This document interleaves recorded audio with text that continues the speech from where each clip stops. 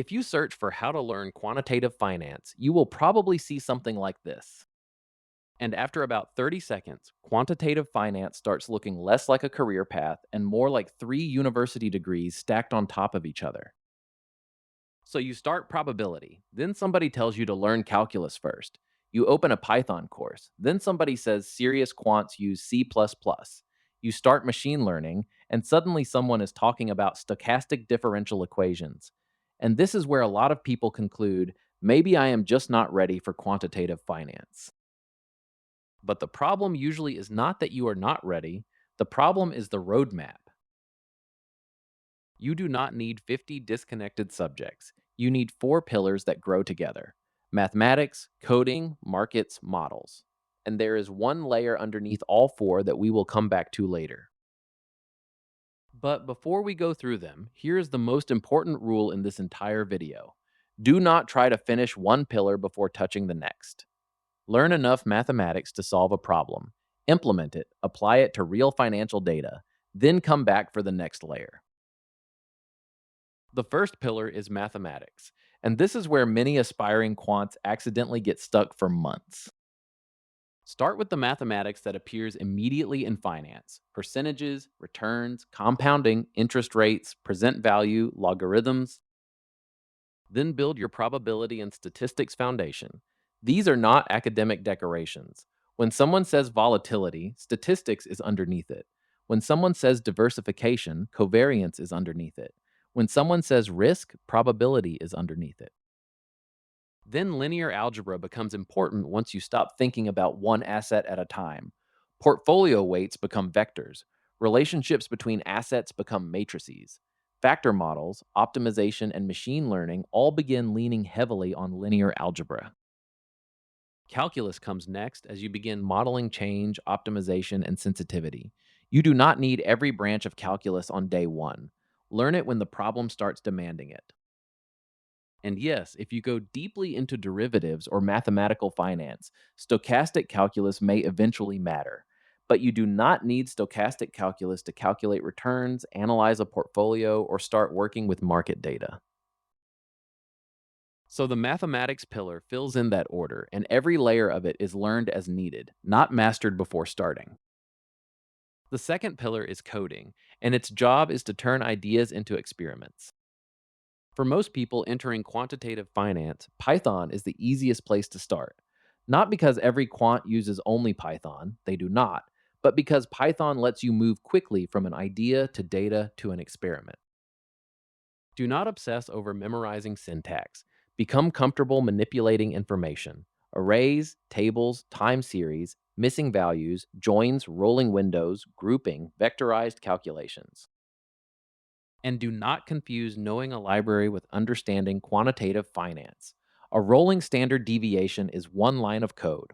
Why that window? What does it measure? How should it be annualized? If the financial logic is wrong, the library will not save you. Eventually, you will discover that research code and production code solve different problems. A notebook asks, does this idea work? A production system asks, can this run correctly every day? So do not ask what the quant programming language is. A researcher may live in Python. A low latency developer may care deeply about C++. A risk platform may depend heavily on Python and databases. The stack follows the problem. The third pillar is financial markets, and its job is to give the numbers meaning. This is the pillar technically strong learners most often underestimate. They understand code, they understand statistics, but they have not learned what the financial system they are modeling actually does. Start with the basic financial instruments. A stock is ownership, a bond is debt, an exchange traded fund is a portfolio, a future is a contract, an option is a right without an obligation.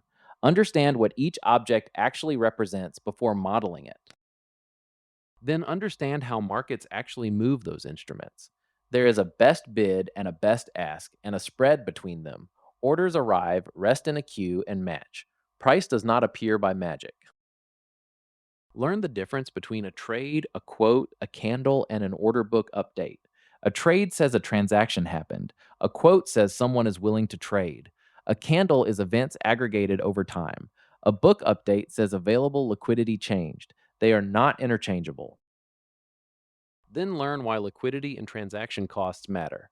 A backtest shows a gross return, then the spread takes a piece, fees take a piece, market impact takes a piece, slippage takes a piece. What is left is a much smaller number. Here is the dangerous part. Your mathematics can be correct, your Python can be correct, and your conclusion can still be meaningless. Maybe your historical prices were never adjusted for splits. Maybe you are using today's index members 10 years in the past. Maybe the strategy trades more volume than the market could actually provide. And now we reach the pillar everyone wants to jump to first. This is also where the mistake I mentioned at the beginning usually happens. Before trying to predict markets, learn to describe them: returns, volatility, correlation, distributions, regression, drawdowns. Then learn what makes financial data different from ordinary independent observations. Time order matters, dependence matters, regimes change, and the past is not always statistically identical to the future. Then move from one asset to many. Returns, volatility, and correlation go into an optimizer, and weights come out. Positions interact. Then ask the question finance eventually forces every model to answer: what happens when we are wrong? Volatility, value at risk, expected shortfall, stress tests, simulation. Risk is not an optional module. If derivatives are your direction, another branch opens: payoffs, arbitrage, option pricing, the Greeks, trees, simulation, and the stochastic processes underneath them. Specialization changes depth. If systematic trading is your direction, your branch looks different. A feature becomes a signal becomes a position size, positions become a portfolio, then costs, execution, and a backtest that has to survive all of it. A signal is not a strategy. And now we can deal with the mistake I promised at the beginning. It is starting with how do I predict prices using artificial intelligence, before understanding returns, leakage, validation, or even how your data was built. A model can report a wonderful accuracy on a screen and still fail the moment it meets a real backtest. Machine learning does not fix a broken research process. Once the foundations exist, machine learning becomes extremely useful. Linear models, regularization, trees, boosting, clustering, neural networks. But then it is another tool, not magic. And underneath all four pillars is the layer we intentionally left hidden: validation. Why should you believe the result? Suppose you test one model and it performs well. Interesting. Suppose you test 10,000 and select the best one.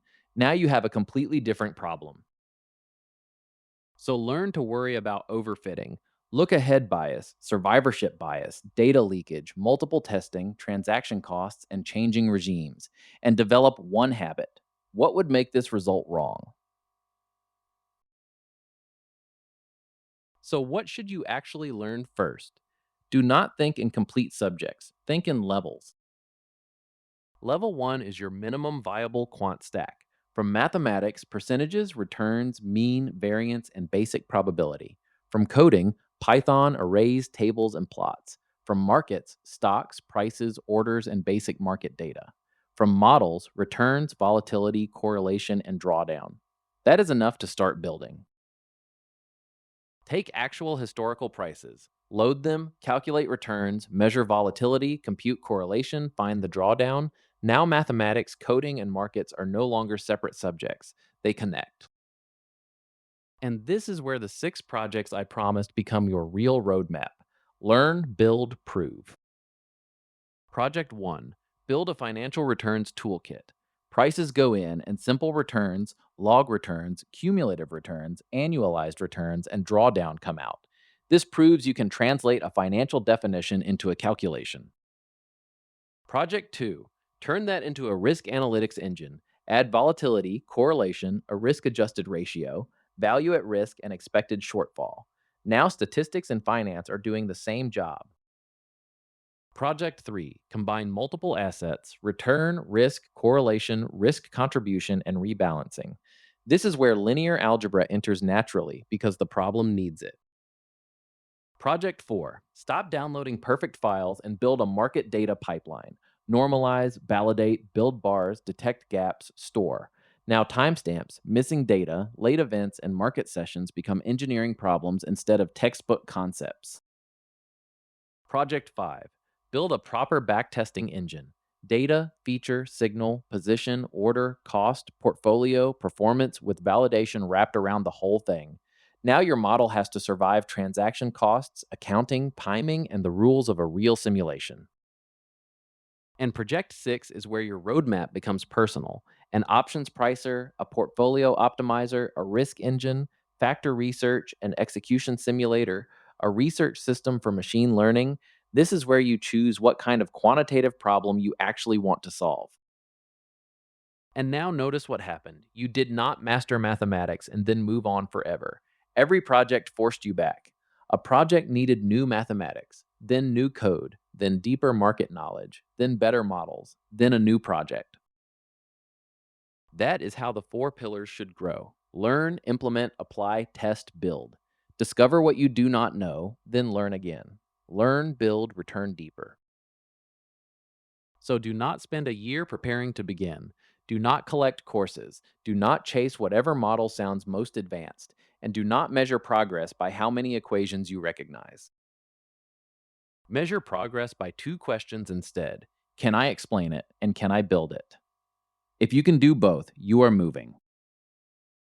So here is the entire quantitative finance roadmap in one view: four pillars, validation underneath every one of them, and projects running across all four.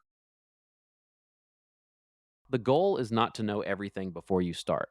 The goal is to know enough from each pillar to build the next thing. You do not need to be ready. You need a next step. Huh. But there is one distinction in this roadmap that creates a lot of confusion. People use quantitative finance and financial engineering almost interchangeably. Sometimes that is reasonable, but they are not always describing exactly the same work. So, where does quantitative finance end? Where does financial engineering begin? And what does a financial engineer actually build? That is the map we need next.